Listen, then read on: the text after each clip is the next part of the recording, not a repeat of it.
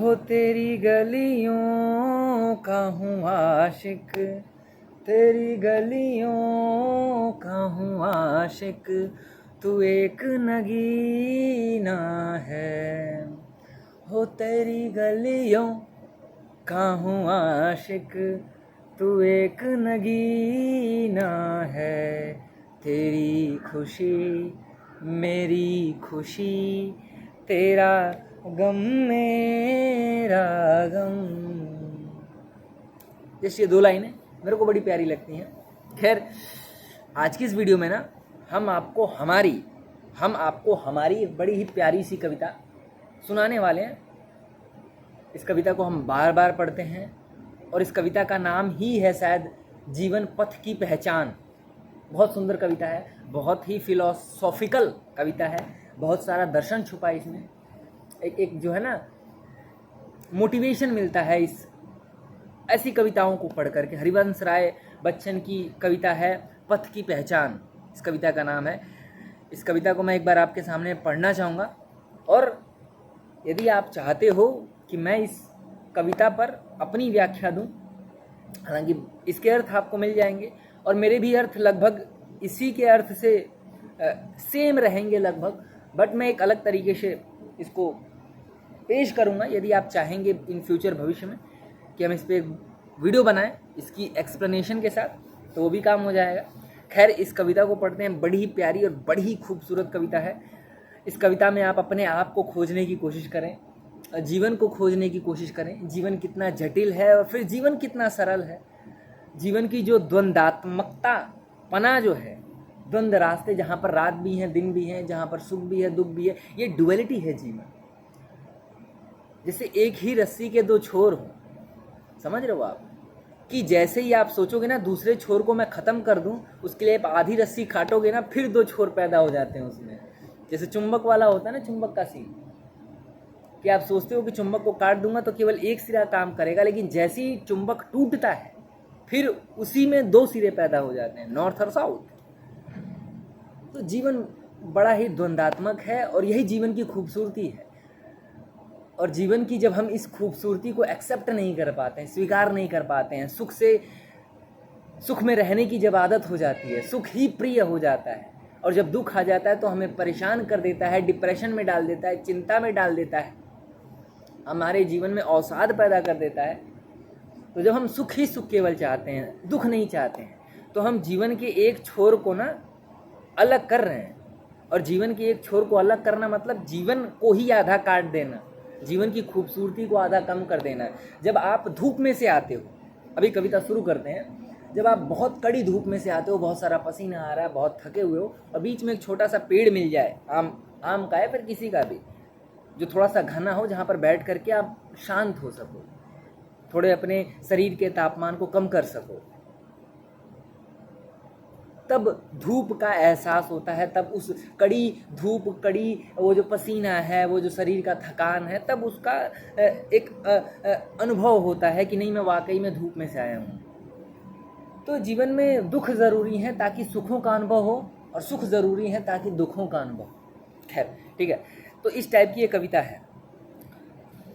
पूर्व चलने के बटोही बाट की पहचान कर ले, पुस्तकों में है नहीं छापी गई इसकी कहानी, हाल इसका ज्ञात होता है ना औरों की जुबानी। अनगिनत राही गए इस राह से उनका पता क्या, अनगिनत आए अनगिनत गए, अनगिनत और आएंगे अनगिनत और जाएंगे। और इनमें बहुत सारे उद्योगपति, बहुत सारे करोड़पति, बहुत सारे अरबपति और बहुत सारे प्रधानमंत्री, मुख्यमंत्री, सेलिब्रिटीज़, बहुत सारे लोग आए, सभी आए सभी गए। तुम भी आओगे, तुम भी चले जाओगे, कोई अस्तित्व तो छूटने वाला नहीं है, सब मरेंगे एक दिन।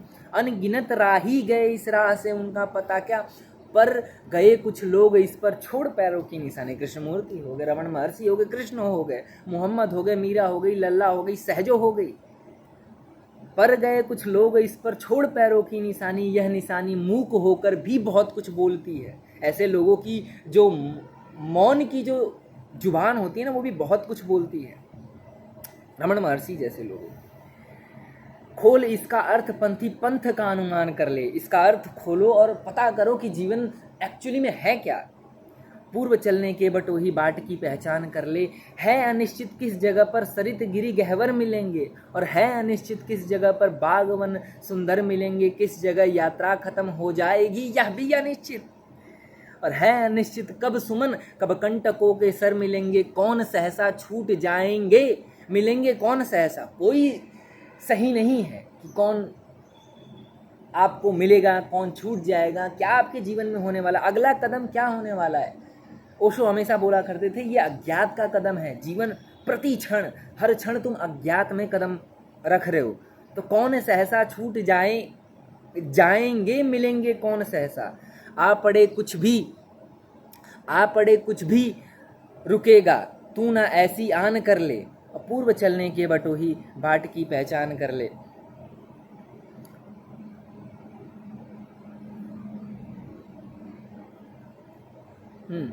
इसको सुने। कौन कहता है कि सपनों को ना आने दे हृदय में, और देखते सब हैं इन्हें अपनी उम्र अपने समय में। और तू कर यत्न भी तो मिल नहीं सकती सफलता। ये उदय होते लिए कुछ ध्येय नैनों के निलय में। किंतु जग के पंथ पर यदि स्वप्न दो तो सत्य 200, और स्वप्न पर ही मुग्ध मत हो, सत्य का भी ज्ञान कर ले। अपूर्व चलने के बटोही और बाट की पहचान कर ले। स्वप्न आता स्वर्ग का, दृग कोरकों में दीप्ति आती। पंख लग जाते पगों को, ललकती उन्मुक्त छाती। रास्ते का एक कांटा पाँव का दिल चीर देता। रक्त की 2 बूंद गिरती, एक दुनिया डूब जाती। और आँख में हो स्वर्ग लेकिन पाँव पृथ्वी पर टिके हों। अकंटकों की इस अनोखी सीख का सम्मान कर ले। अपूर्व चलने के पटोही बाट की पहचान कर ले। यह बुरा है या कि अच्छा, व्यर्थ दिन इस पर बिताना। अब असंभव छोड़ या पद दूसरे पर पग बढ़ाना। यदि आप सफरिंग को ही लेकर के बैठ जाओगे, किसी ने कुछ बुरा बोल दिया उसी को लेकर के बैठ जाओगे, तो आप अपने जीवन को बर्बाद कर रहे हो। अगला कदम नेक्स्ट बढ़ाओ, चाहे सुख आए चाहे दुख आए, अगला कदम बढ़ाना ही बढ़ाना है। क्योंकि अज्ञात में एक डर भी है तो एक आनंद भी छुपा है। जीवन मिलता है तो जीवन में एक आनंद भी मिलता है, फिर मौत भी आती है, फिर नया जीवन आता है। प्रति क्षण एक अज्ञात का कदम है। अज्ञात हमेशा एक नएपन को लेकर के आता है। तू इसे अच्छा समझ, यात्रा सरल इससे बनेगी। और सोच मत केवल तुझे ही यह पड़ा मन में बिठाना। और हर सफल पंथी यही विश्वास ले इस पर बढ़ा है। और तू इसी पर आज अपने चित्त का अवधान कर ले। पूर्व चलने के बटोही बाट की पहचान कर ले। आई होप, मुझे लगता है कि कविता इतनी सी ही है, बस कविता ख़त्म हो गई है। तो एक छोटी सी कविता है, मेरे को बड़ी प्रिय है। बहुत सारा दर्शन छुपा हुआ है, बहुत सारी बातें हैं। इसके कुछ अर्थों को, कुछ लाइनों के अर्थों को मैंने अभी भी नहीं पढ़ा है, क्योंकि थोड़ी सी टिपिकल हिंदी में है ये।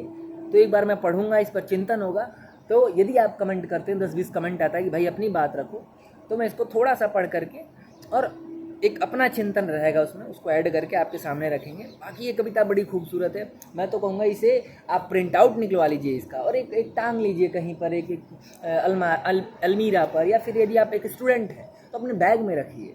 इसके अर्थ को पहले समझ लीजिए और फिर एक अपने मन में बिठा लीजिए कि जीवन कैसा है और किस तरीके का जीवन है। तो हरिवंश राय बच्चन जी ने इसको कुछ लाइनों में, मतलब बड़े शब्दों को, बड़ी व्याख्याओं को कुछ लाइनों में ला करके सीमित कर दिया है, और बहुत प्यारी कविता है। ठीक है सर, तो खैर साहब बहुत ज़्यादा बातें नहीं बोलूँगा, बाकी नमस्कार। ठीक है।